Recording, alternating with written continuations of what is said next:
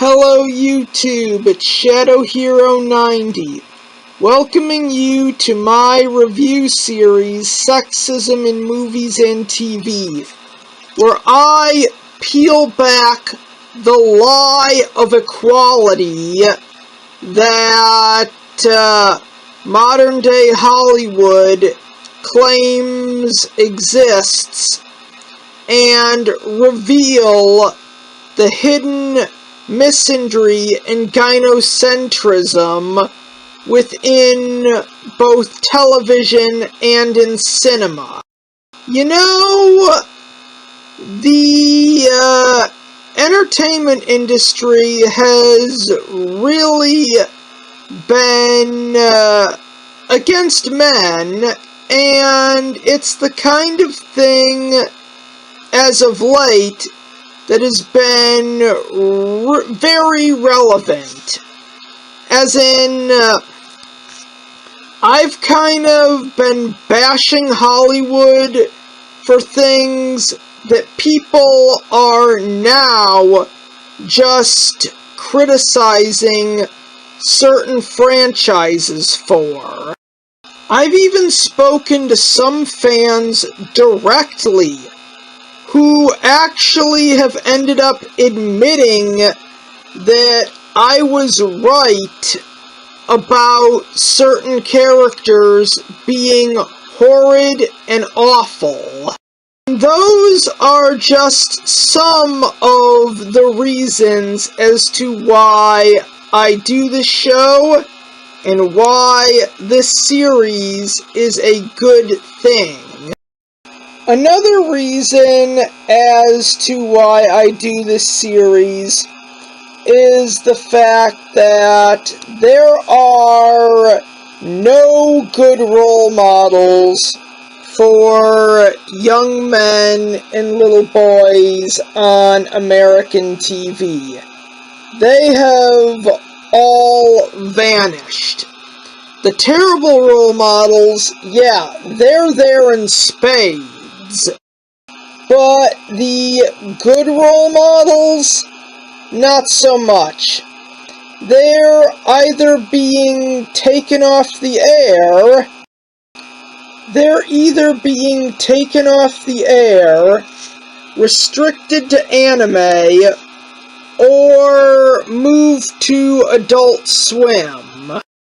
Where, on the other hand, the amount of good role models for girls is also lagging when it comes to American TV, while our good role models for girls, they, for the most part, are restricted to anime. While on the other hand, there's no shortage of bad role models for girls. Truth be told, I would not be surprised if a lot of the people who write this garbage actually want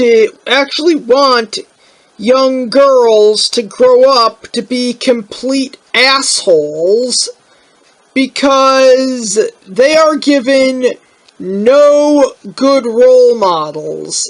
I know a lot of these clowns say it's in the name of progress, and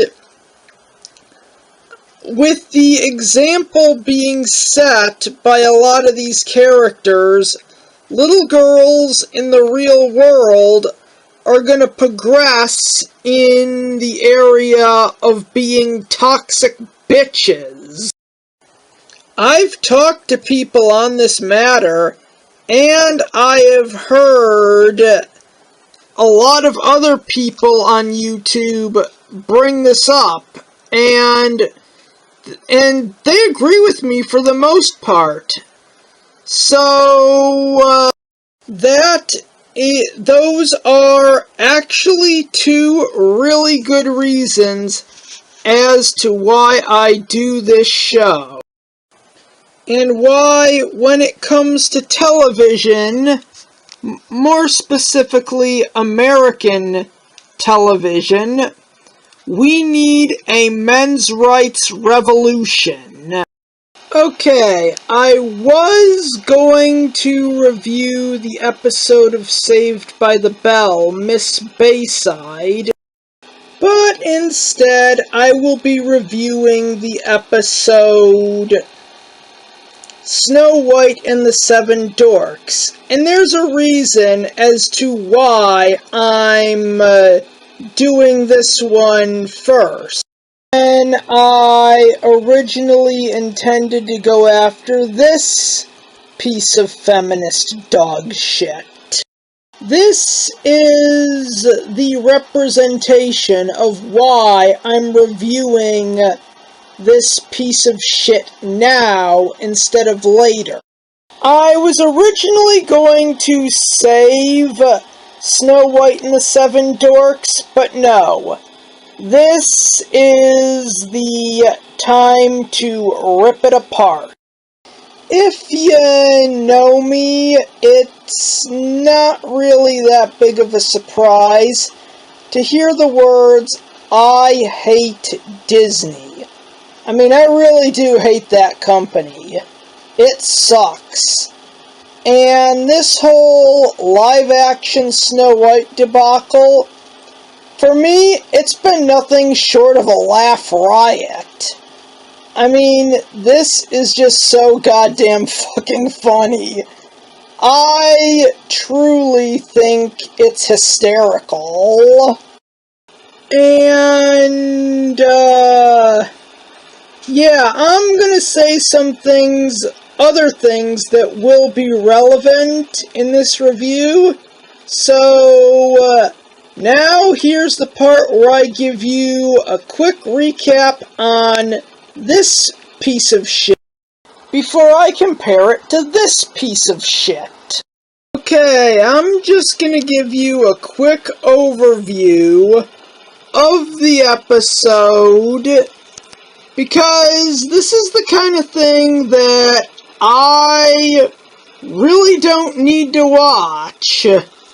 It's like that My Little Pony episode I reviewed. I don't need to watch it. I can make my review, and yes, I do hear statements about the episode from word of mouth after the fact, and it basically mirrors what I just said.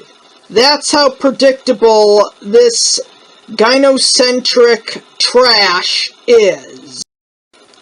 Bayside High does a play of Snow White and the Seven Dwarfs for a bunch of kindergartners, possibly younger kids.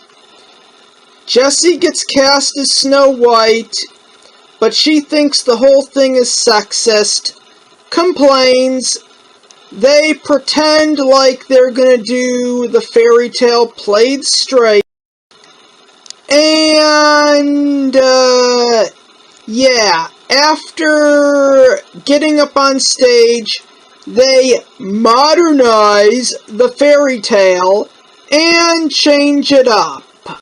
Jessie, being the asshole who doesn't want you having any fun because your fun violates her stupid moral beliefs, well, she smugly wins in the end and gives her message, blah blah blah, the end.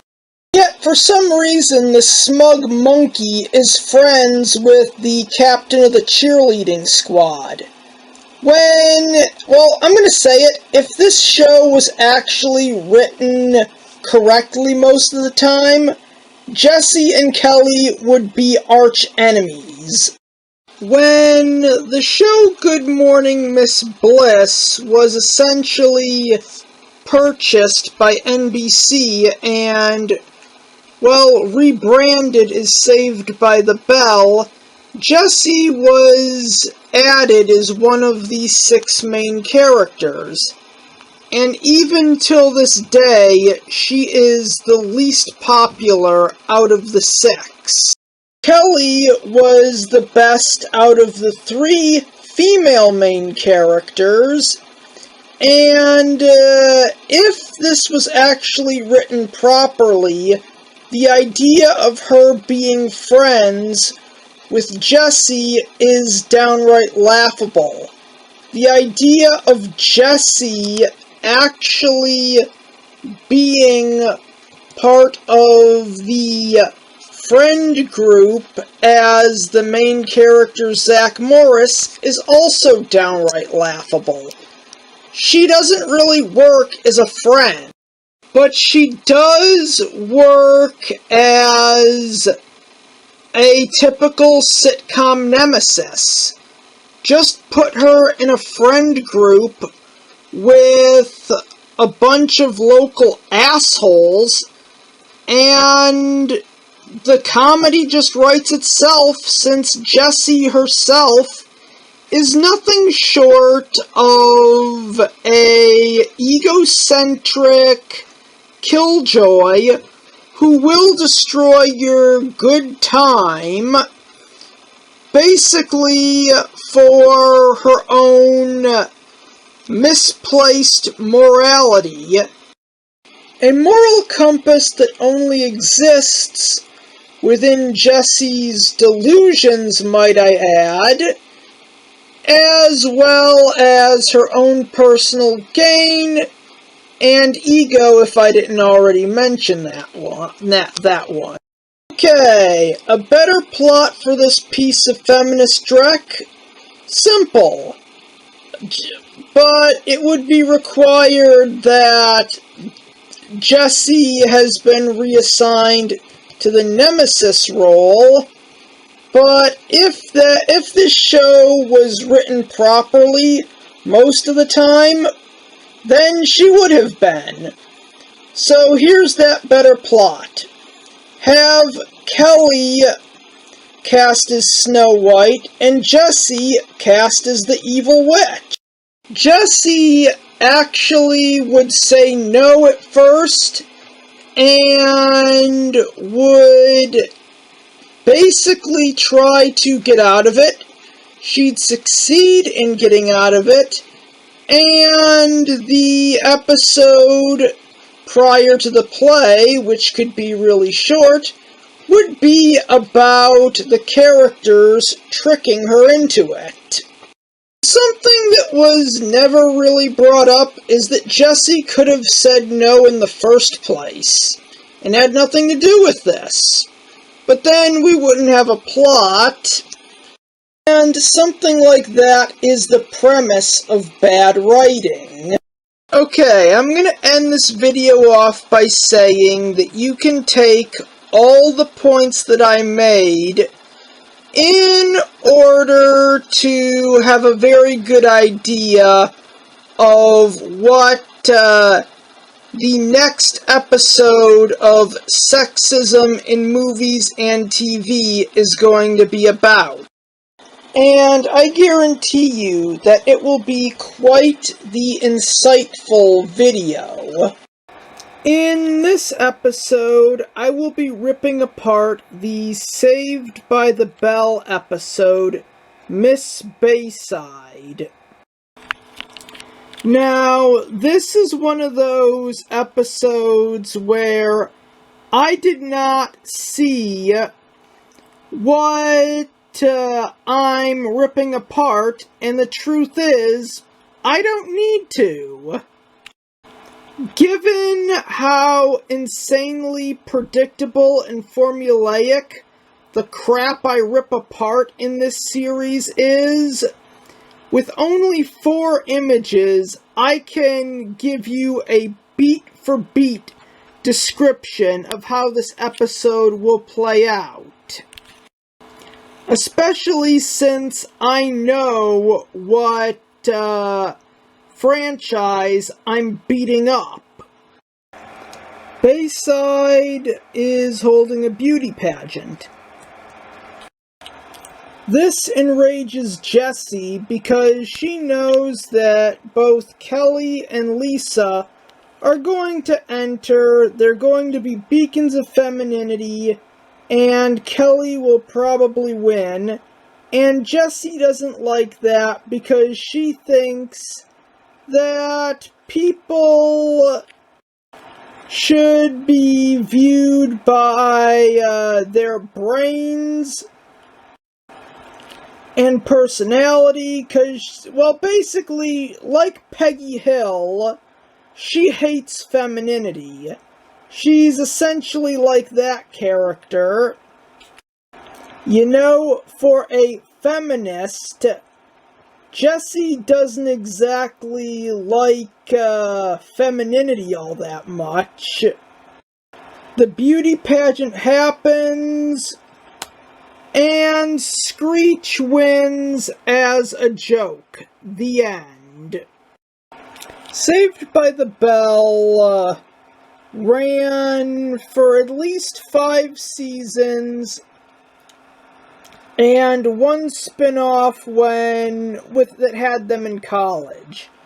And throughout its run, Kelly has been portrayed as a very, very nice person. And from this point forward, I would actually like you to pretend that Saved by the Bell was written a lot better, and that the writers actually wanted to show an accurate representation of reality, for the sole purpose of showing how much of a bad example Jessie Spagno sets for young girls who were watching at the time, and how much of a cunt she is in universe. And don't worry, I'll tell you when to stop. The kind of person who would actually try to befriend someone like Jessie. And, yeah, with the recap out of the way, now I'm going to get into everything wrong with this plot. Starting with the fact that, this friendship should never have happened. In all fairness, like I said earlier, Kelly has been portrayed as nice. I'm pretty sure the only reason she hangs out with this idiot orangutan is out of pity. Because without Kelly, Jessie would not have any friends. Lisa sure as hell wouldn't want anything to do with her. She's essentially like Lisa Simpson or Sam Manson, a liberal jackass who, through her own misguided morals, has essentially become every single thing that she allegedly stands against. It's made very clear that Jessie is a hypocrite, and on the show it's played for laughs. Zach does tons of hypocritical stuff, and when he does, he usually is smacked in the face with some form of punishment. But back to the topic at hand. And truth be told, a friendship like this would never happen in the real world, since the liberal kind of would want to dictate to everyone what masculinity and femininity mean. And in this episode, Jessie is more than willing to do that to the most popular girl in school. And yeah, she's doing it out of her misplaced moral outrage. In the episode Jessie's Song, she, of her own free will, screwed over Lisa and Kelly just so she could actually get a high grade on a test. But when you look at the SATs episode, where her score was next to nothing, in all fairness, she threw away all their futures, the futures of all three girls, just so she could get a high grade and a shot at going to a college that she would most likely flunk out at.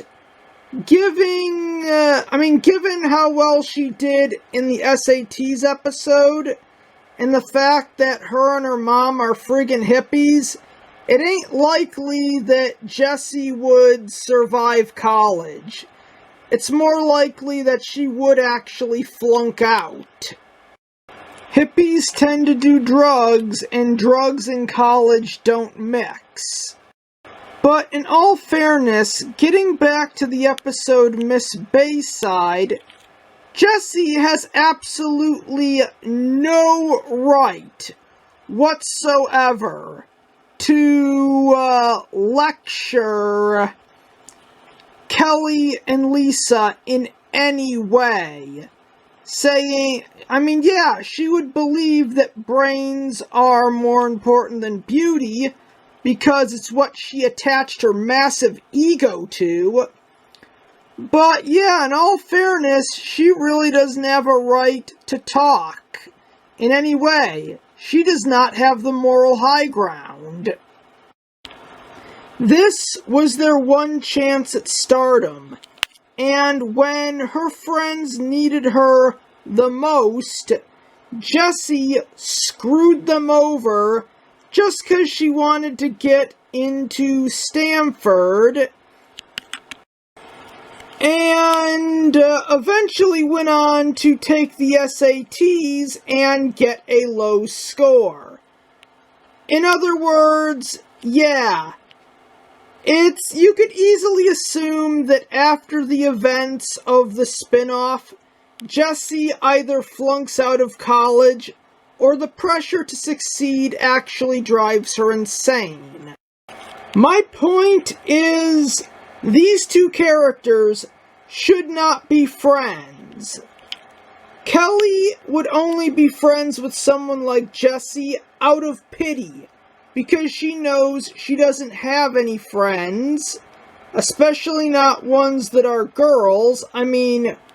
Jessie could always pull a Sam Manson and blackmail some of the boys at her school into being her friends and her cronies, but I don't really think, I know that's not the case, but it wouldn't surprise me if someone in the comments said that was actually in an episode of Saved by the Bell. I'm just gonna say this. Jessie is essentially Haley Smith done over 10 years prior. The kind of girl who Kelly, being the nice person that she is, would spend time with, but only out of pity, as they have absolutely nothing in common, to the point where if she didn't pity Jessie, then there's no way this friendship would even exist. And to be honest, the episode Miss Bayside is kind of a Jessie versus Kelly episode. Kelly wants to be in the beauty pageant because she's actually pretty and feminine, unlike Jessie, who just doesn't want her to be in it because of all sorts of nonsense about gender norms. And after she screwed her and Lisa over in the episode Jesse's Song, Jessie officially lost any and all right to say jack or shit about this. Her friends needed her, and I use the word friends insanely loosely, because in all fairness, this is the kind of thing that should lead to an actual status quo change.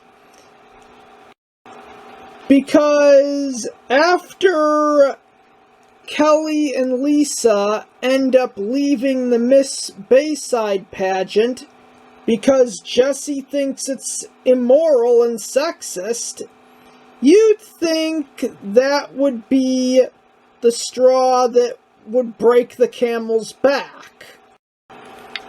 And that's exactly what this episode should be. Or at least, it's what it should have been. It should have been a Kelly versus Jessie episode where Lisa and Kelly give up one more thing that would have gotten them fame,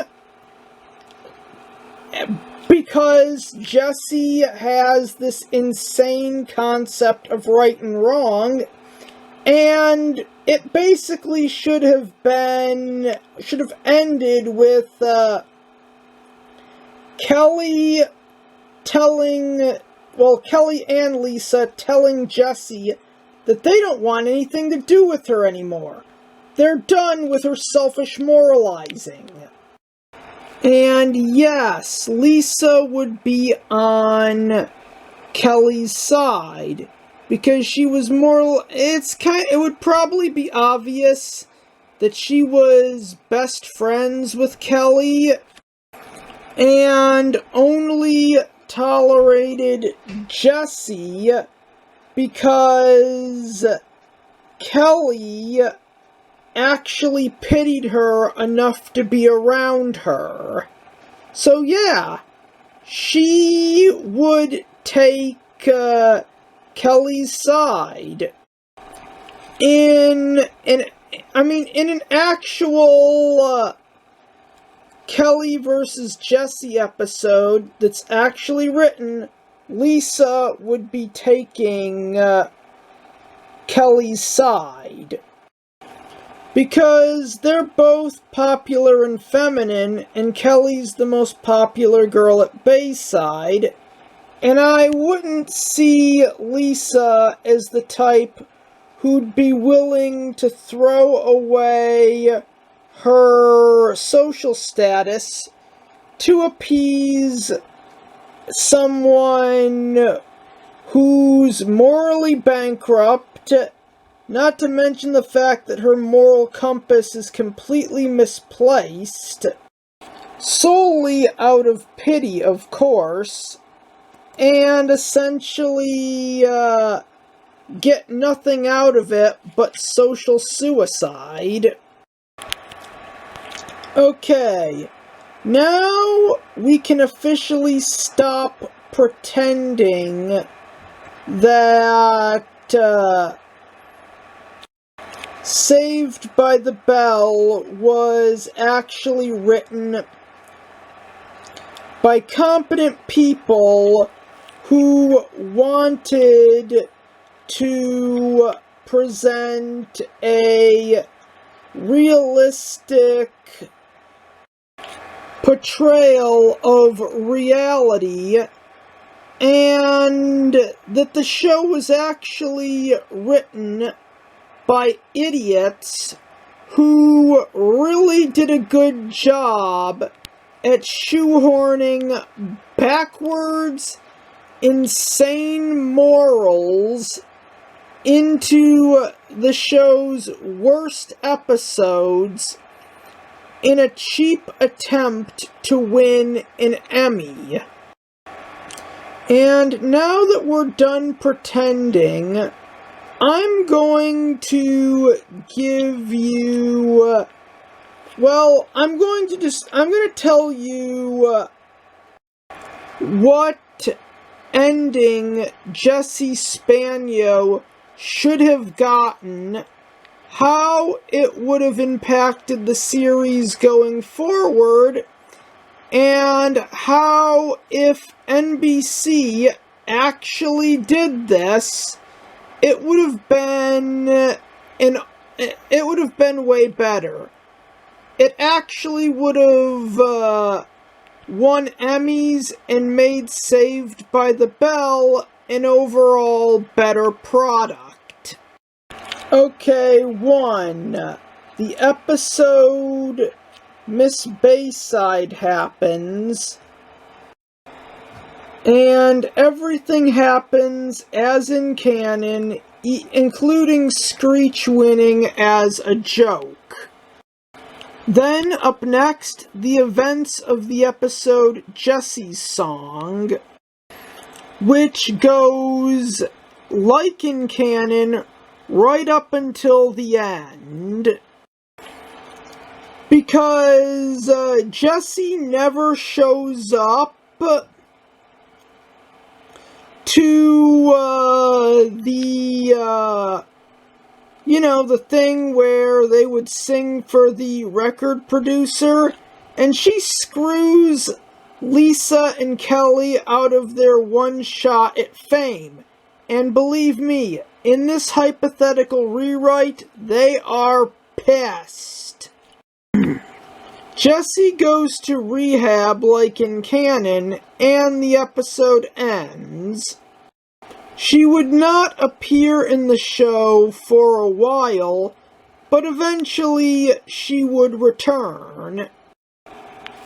And when Jessie returns, like always, she's got some insane, morally misplaced crusade or protest that she wants to take part in, but things changed while she was away. Kelly and Lisa now want nothing to do with her, and the same applies with Zach, as hard as it would be to believe, Screech, and Slater. And, Jesse was gone.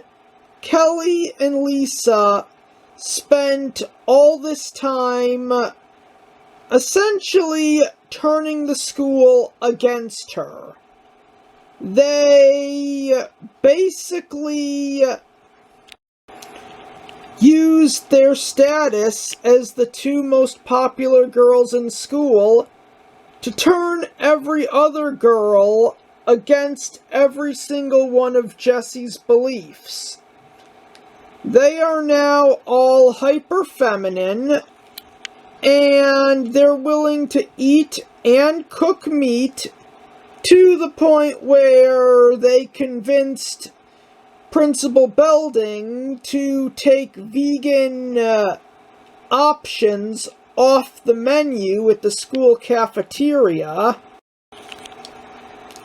We would actually see the objectification of women as we would see nerds using girls as overglorified tables by having them just stand there and hold clipboards with tests on them so they can take them, and holding up their calculators. Oh, and outside of the school, they would be more than willing to pollute the environment.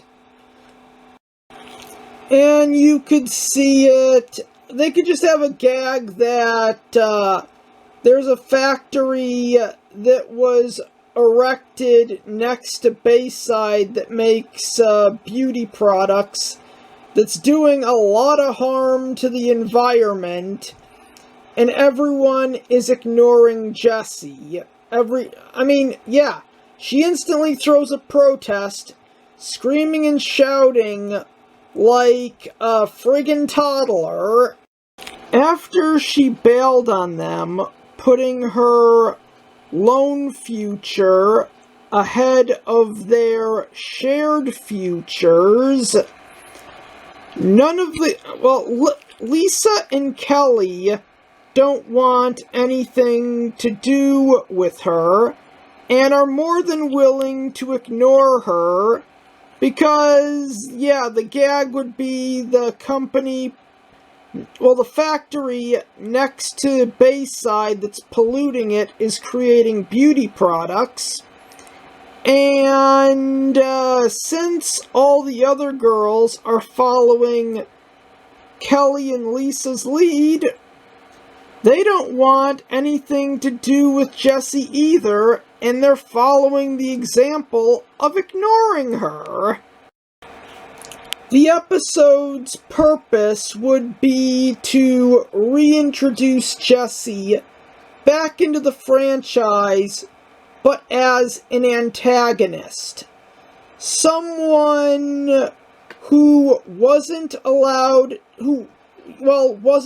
to be a good person, because she wasn't a good person to begin with, and now she seeks to ruin their good time, just so she can pretend to be morally superior, or a good person, or an activist, or whatever it is she thinks she is.